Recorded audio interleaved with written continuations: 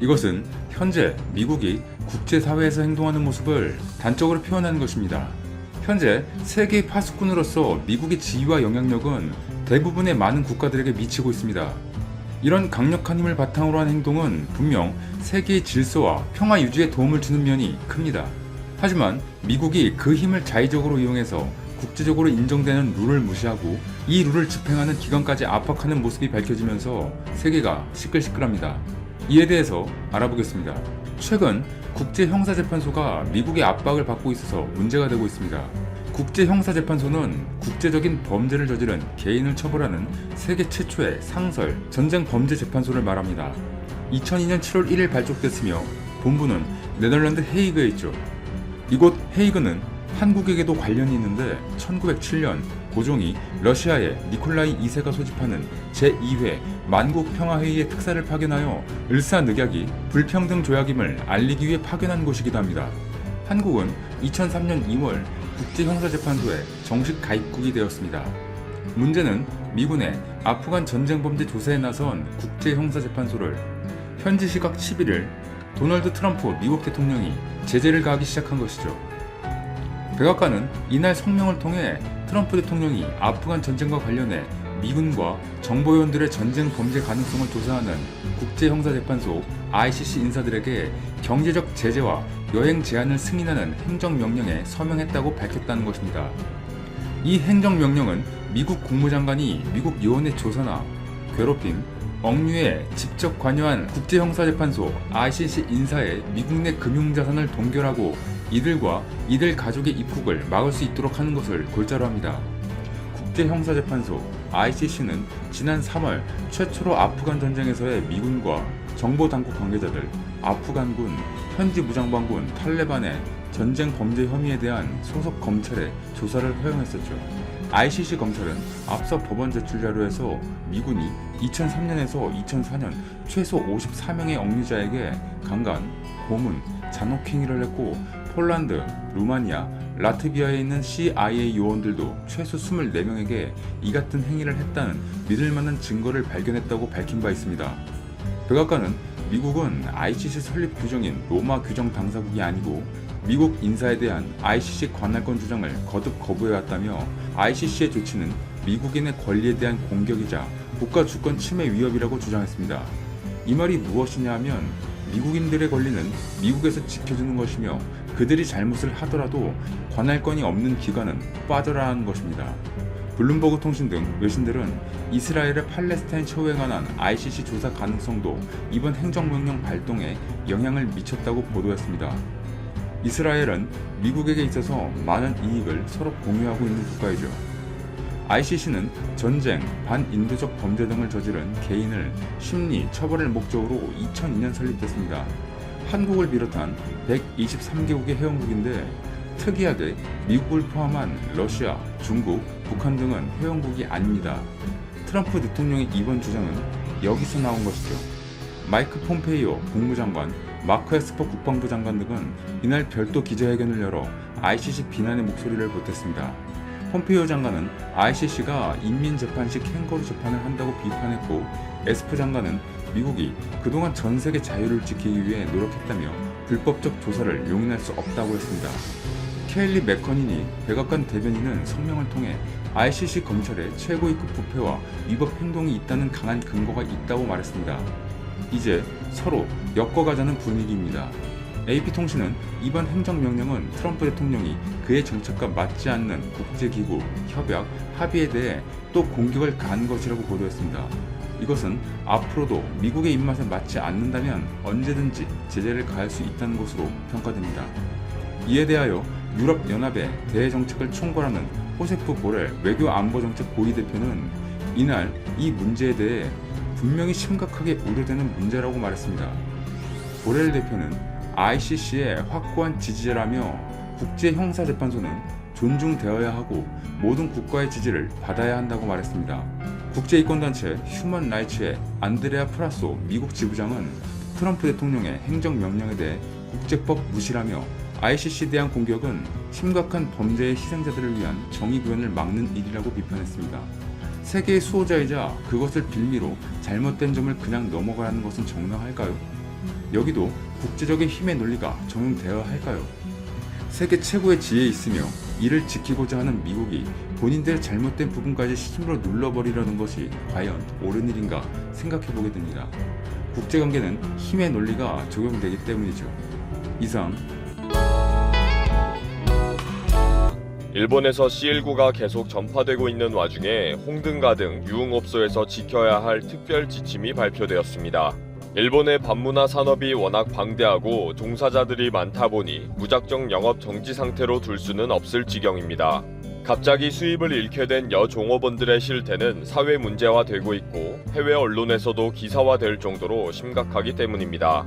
결국 비상사태 선언을 해제하면서 영업을 재개했지만 우려한 대로 유흥업소를 중심으로 계속 최종 판정자가 늘어나고 있습니다. 일본에서는 14일 새로 75명의 C19 최종 판정자가 확인되었습니다.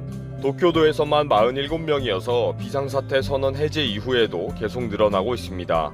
그런데 47명 중에 32명이 밤의 거리에서 전파된 것으로 확인이 되어서 문제가 되고 있습니다. 술을 마시면서 손님을 접대하는 음식점이거나 유흥업소 등이라는 거죠. 대표적으로 한 가게에서는 한 주인 여자로부터 18명이 전파당해 최종 판정자가 된 사례도 있습니다.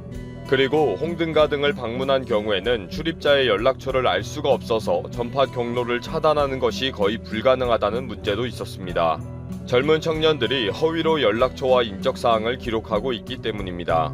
특히 도쿄 신주쿠의 가부키초 유흥가는 C19 전파의 온상으로 알려지면서 일본인들의 눈총을 받고 있습니다. 6월 1일부터 도쿄에서 발생된 최종 판정자의 40%가 도심 지역의 유흥업소와 관련이 있기 때문입니다. 영업을 하고 있는 업체에서는 종사자들과 손님들은 모두 마스크를 착용하고 있다. 술과 음료는 빨대를 제공하고 있다. 가능한 한 대화를 자제하고 있다.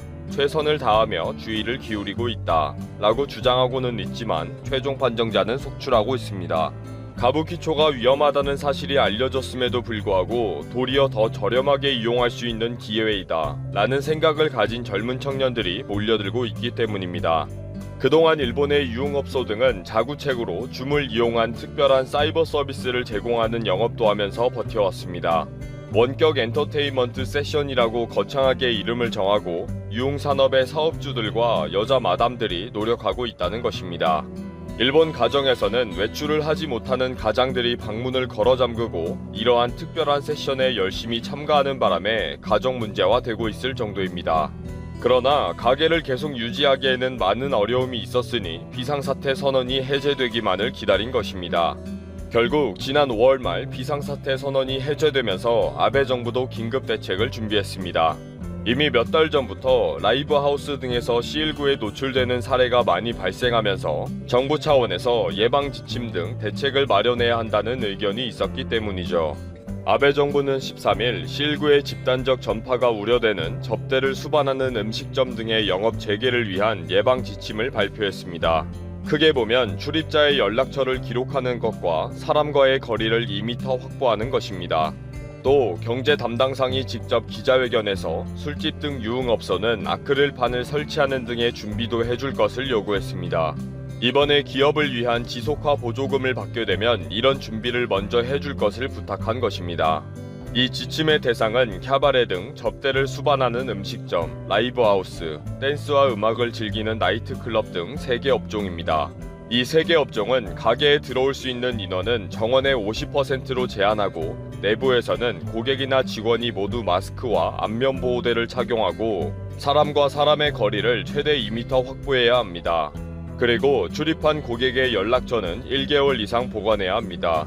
구체적으로는 캬바레에서는 손님과 함께 노래를 부르거나 댄스를 하면 안 됩니다. 즉 가까이 붙어 있으면 안 된다는 것입니다. 라이브 하우스에서는 출연자와 손님의 거리를 최대한 띄우고 손님은 무대 위로 올라오면 안 됩니다. 출연자가 노래는 불러도 되지만 최대한 멀리 떨어져서 불러야 하고 손님들은 따라 부르면 안 됩니다.